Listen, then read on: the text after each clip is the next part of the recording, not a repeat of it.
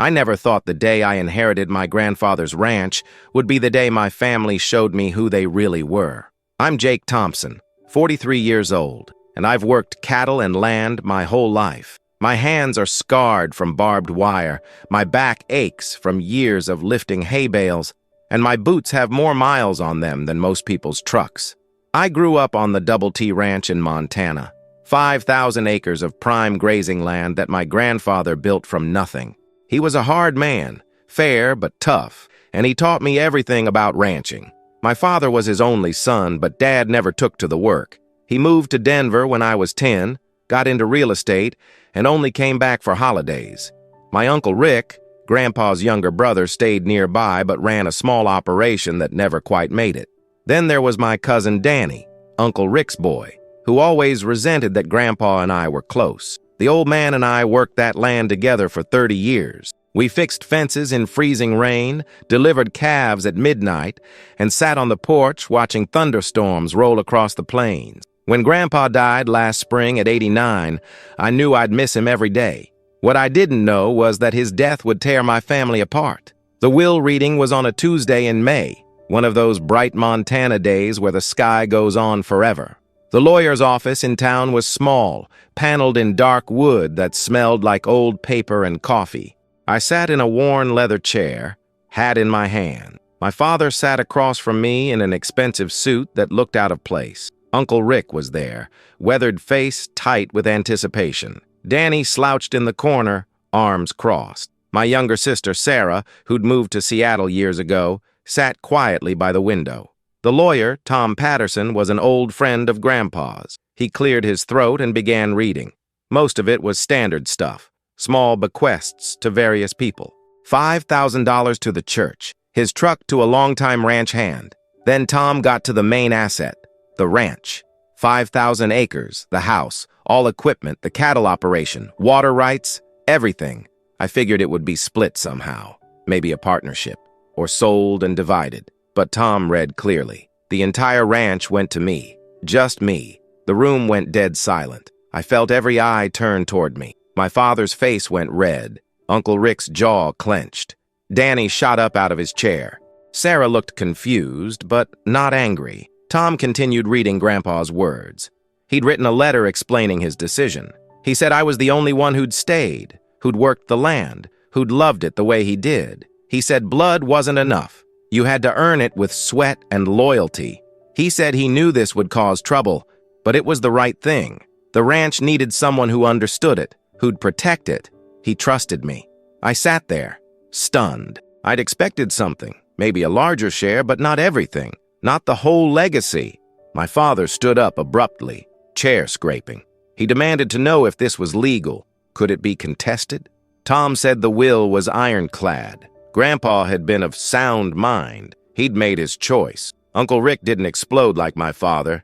He just stared at me with something cold in his eyes, something that looked like betrayal. Danny called me a manipulative bastard, said I'd poisoned Grandpa against the family. I tried to speak, to say I didn't know, that I hadn't asked for this. But nobody listened. My father said this wasn't over. He walked out. Uncle Rick followed without a word. Danny slammed the door so hard the windows rattled. Sarah stayed a moment longer. She touched my shoulder, said she knew I'd do right by the place, and left quietly. I sat there with Tom in the sudden silence. He poured me a whiskey even though it was 10 in the morning, told me Grandpa had known exactly what he was doing, that he'd worried about this moment but believed I was strong enough to handle it. I wasn't so sure. I drove back to the ranch in my old pickup, dust rising behind me on the gravel road. The land stretched out in every direction, golden grass waving under the big sky. It was beautiful.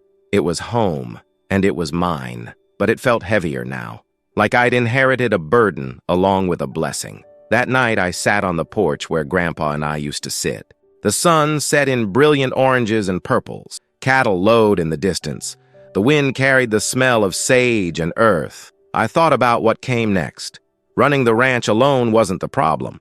I'd been doing most of that for years anyway. The problem was my family. The anger I'd seen in that office wasn't going away. 2 days after the will reading, my father showed up at the ranch. I was in the barn repairing a bridle when I heard his rental car pull up. He didn't come out to find me, just honked. I walked out, wiping grease off my hands. He stood by the car in khakis and a polo shirt, sunglasses on, looking like he was visiting a foreign country. He got straight to it. No greeting. He said we needed to talk business. I invited him inside for coffee, but he refused. Said this wouldn't take long. He had a proposal. A development company in Billings wanted to buy portions of the ranch for a resort community. Luxury cabins, a golf course, maybe a small airstrip. They were offering serious money. $20 million for 2,000 acres on the eastern section, the part with the best views. His tone was casual, like he was discussing the weather, but I could hear the calculation underneath. He said we could split it. I'd still have 3,000 acres to ranch. He and Uncle Rick and the others would get their fair share of the inheritance this way. Everybody wins. I felt my jaw tighten. That eastern section had the best water. The cattle grazed there in summer. Grandpa had fought off developers for decades trying to get that land. I told my father no, just like that. No explanation, no negotiation, just no. His face changed. The casual mask dropped. He said I was being selfish, that Grandpa's decision was unfair, and I had a moral obligation to make it right. I said Grandpa made his choice for a reason. The ranch wasn't for sale, not any part of it. My father stepped closer. I could smell his cologne, something expensive and out of place in the dust and hay. He said I was making a mistake, that I couldn't run this place forever alone, that I'd fail eventually and lose everything anyway. Better to cash out now while the offer was good. I told him I wasn't alone. I had good ranch hands. I knew this land, and I wasn't interested in his advice. He stared at me for a long moment. Then he said something I'll never forget. He said, "You always were Grandpa's favorite. But being stubborn won't keep you warm when you're broke, and this place is in foreclosure." He got in his car and drove away, gravel spitting from his tires. I stood there watching the dust settle, my heart pounding. That night, Uncle Rick called. His approach was different, softer. He said he understood why Grandpa did what he did, that I'd earned it. But he reminded me that he'd been struggling. His own ranch was barely breaking even. He had debts, medical bills from when his wife was sick. He said he wasn't asking for charity, just a fair price for his share of what should have been a family inheritance. Maybe I could buy him out? Give him $500,000? It would barely dent what the place was worth. I listened to the desperation in his voice.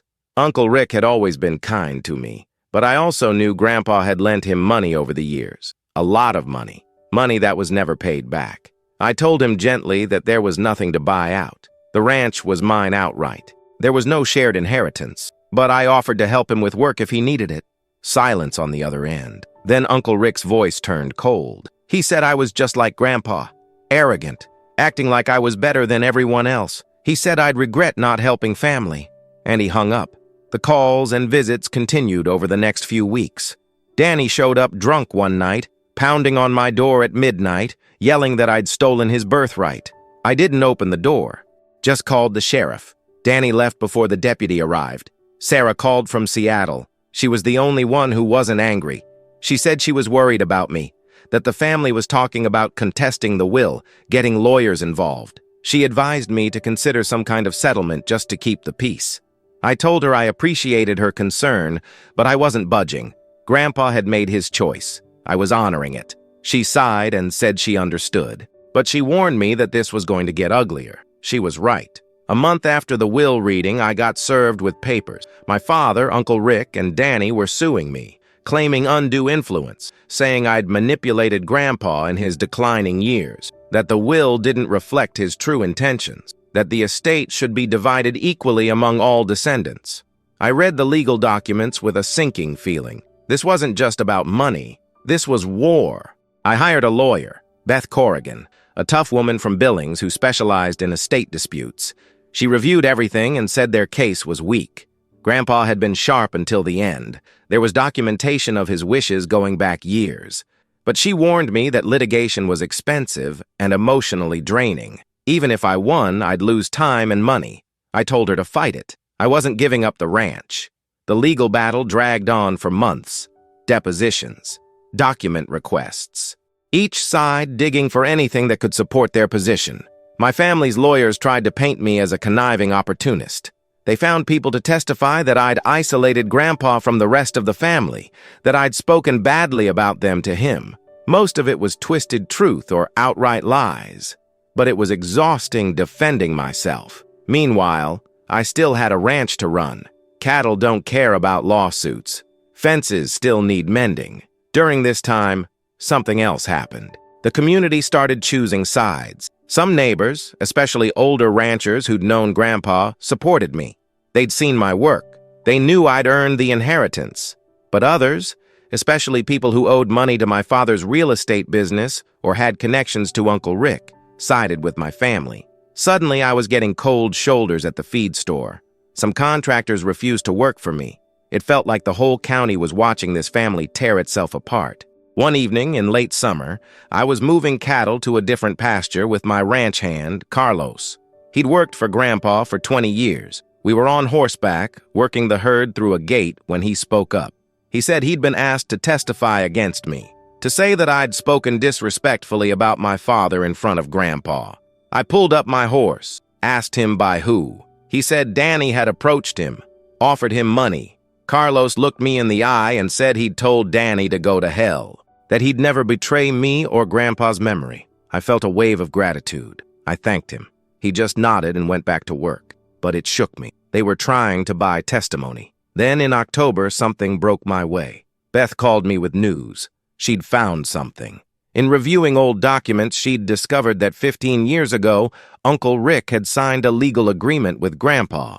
After Grandpa had loaned him $50,000 that Rick couldn't pay back, Rick had signed a document relinquishing any future claim to the ranch in exchange for loan forgiveness. It was buried in old files, but it was legal and binding. Beth filed it with the court. The effect was immediate. Uncle Rick was dropped from the lawsuit. His claim was invalid. That left just my father and Danny. Their case got weaker. Without Rick, they couldn't claim a pattern of unfairness. It was harder to argue that Grandpa had been manipulated when there was clear documentation of his long-term intentions. But my father wouldn't quit. The case went to trial in January. I sat in that courthouse for 3 days, listening to my own family describe me as greedy and manipulative, listening to them twist my relationship with Grandpa into something ugly. My father testified that Grandpa had been lonely and I'd taken advantage of that I'd driven wedges between Grandpa and his other relatives. Danny claimed I'd once told him that he and his father were worthless and didn't deserve the ranch. A complete lie. I testified too, told the truth simply. I'd worked the ranch because I loved it. Grandpa and I had a bond built over decades of shared labor. I never asked for the inheritance. Never even knew the full extent of what he planned to leave me. I had letters Grandpa had written over the years expressing his wishes. I had testimony from neighbors and ranch hands about my character and work ethic. Beth was brilliant. She systematically dismantled their case, showed the documentation of Grandpa's sound mind, showed the history of my father's absence and lack of interest in the ranch, showed Danny's troubled history and conflicts with Grandpa. The judge, an older man named Williams, who'd ranched himself before becoming a lawyer, listened carefully. After 3 days, he took less than an hour to deliberate. He ruled in my favor, completely. Not only did he uphold the will, he ordered my father and Danny to pay my legal fees. He stated clearly that a property owner has the absolute right to dispose of his assets as he sees fit, that adult children are not entitled to inheritance, that the evidence showed a long pattern of intention by the deceased. It was over. I walked out of that courthouse into the cold January air, feeling like I could breathe fully for the first time in months. Beth shook my hand and said she'd never doubted the outcome, but I could see the relief in her eyes too. My father and Danny left without looking at me. I haven't spoken to either of them since. Uncle Rick reached out a few weeks later, left a voicemail apologizing, said he'd been desperate and made bad choices, said he hoped someday I could forgive him. I never called back. Not out of cruelty, I just didn't have anything to say. Sarah came to visit that spring. We rode out to the eastern section, the part my father had wanted to sell. We sat on our horses looking out over the rolling grassland, the mountains in the distance, and she said she was glad I'd fought for it, that Grandpa would be proud. I told her I hoped so. Running the ranch alone turned out to be both harder and easier than I expected. Harder because the weight of every decision fell on me. Easier because I could make those decisions without conflict or compromise. I brought in a younger ranch hand, Miguel, whose family had been sheep herders for generations. He was eager to learn cattle ranching and had a good instinct for the land. Carlos stayed on, providing continuity and wisdom. Together we made the operation work. I diversified a bit, added some hay production, started a small grass-fed beef direct sales program. The ranch became more profitable than it had been in years, not because of anything revolutionary, just because it was being run by people who cared about it rather than people fighting over it. I learned something important through all of this. Family isn't always who you're born to. Sometimes it's who stands beside you when things get hard. Carlos and his wife invited me to family dinners. Miguel's kids started calling me Tio Jake. The neighbors who'd supported me became closer friends. I found a community that wasn't based on blood, but on shared values and mutual respect. 2 years after the trial, I was in town getting supplies when I saw Danny. He was coming out of the hardware store as I was going in. We nearly collided. For a second, we just stood there. He looked older, tired. He spoke first, said he'd heard the ranch was doing well. I said it was. He nodded. Then he said he was sorry, that he'd been angry and stupid, that his father had pushed him into the lawsuit, but he'd made his own choice to go along with it, that he regretted it.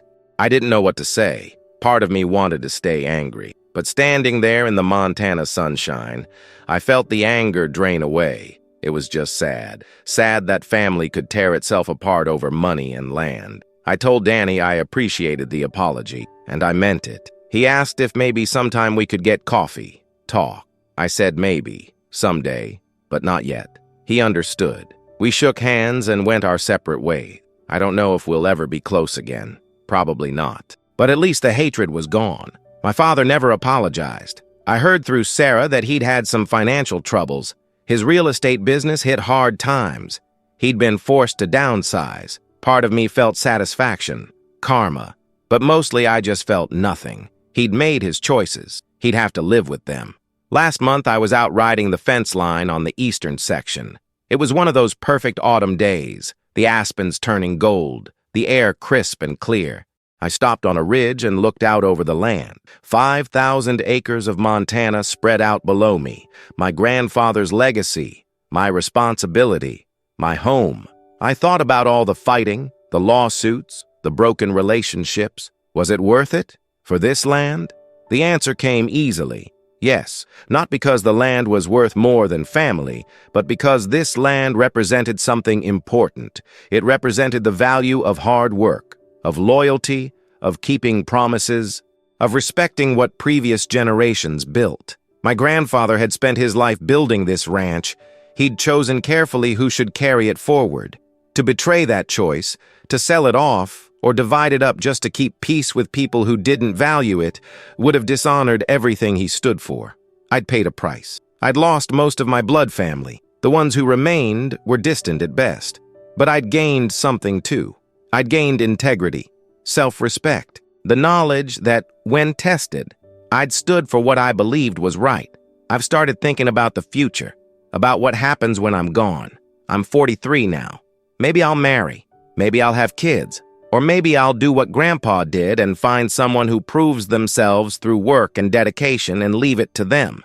The point is, the ranch will continue. It'll be here long after I'm dust. That's what matters. That continuity. That connection between past and future. People sometimes ask me if I regret how things turned out with my family, if I wish I'd compromised, found some middle ground. Honestly, no, because compromise would have meant betraying my grandfather's trust. It would have meant treating this land as just another asset to be liquidated and divided. It would have meant letting people who'd never worked a day on this ranch dictate its future. Some things aren't negotiable. Some things are worth fighting for even when the cost is high. This ranch is one of those things. For me, anyway. I know other people might have made different choices, might have prioritized family harmony over inheritance. That's fine. We all have different values, but I knew mine, and I stood by them. There's a freedom in that, a clarity, even when it hurts. Last week I was fixing a section of fence when a truck pulled up. For a second my body tensed, expecting another confrontation. But it was just a neighbor, old Frank Morrison, who ranches the property to the north. He got out and walked over. We talked about weather and cattle prices. Then he said something that stuck with me. He said his own grandfather had told him once that land reveals character, that you don't really know someone until you see how they treat the land they're responsible for. Frank said he'd watched me these past 2 years, seen how I'd cared for the ranch despite all the trouble, how I'd kept improving it rather than letting the legal battles distract me. He said he respected that, said his grandfather would have respected it too. He shook my hand and drove away. I stood there holding that fence post, his words settling into me. Land reveals character. Maybe that's what this whole ordeal had been about. Not just inheritance, but character. The land had revealed my family's character, and it had tested mine. I'd like to think I passed the test. That grandpa would look at how things turned out and nod that slow approval of his, that I'd honored his trust. The sun was setting as I finished that fence section. The sky turned those impossible colors it gets out here, purple and orange and gold. I loaded my tools in the truck and drove back to the house. Smoke was rising from the chimney. Carlos had started a fire. There was a pot of chili warming on the stove. Simple things, good things. I poured myself a whiskey, Grandpa's brand, and walked out on the porch. The stars were starting to appear, more stars than city people can imagine. The land stretched out quiet and vast, and I felt something I hadn't felt in 2 years. Peace. Complete peace. This is where I belong. This is what I was meant to protect. And whatever I'd lost along the way, whatever bridges burned, I'd done the right thing. Sometimes that has to be enough. Sometimes that's everything. Thank you for listening to my story. I know it wasn't an easy one. Family conflicts, especially over inheritance, are painful and complicated. There are no perfect answers, but I hope my experience maybe helps someone else facing a similar situation. To know that standing your ground doesn't make you the bad guy, that honoring the wishes of someone who trusted you is worth the cost. I'd love to hear from you in the comments. Where are you listening from? Have you ever faced a situation where you had to choose between family pressure and what you knew was right? How did you handle it? And if this story resonated with you, if it made you think or feel something, please subscribe to the channel. Every subscription helps these stories reach more people who might need to hear them. People who are struggling with their own battles and need to know they're not alone. Thank you for your time. May you have the courage to protect what matters, the strength to stand alone when necessary, and the wisdom to know the difference. From the Double T Ranch in Montana, where the grass still grows and the cattle still graze and the legacy continues. Stay strong, stay true, and remember that some things are worth fighting for, even when the fight costs you everything.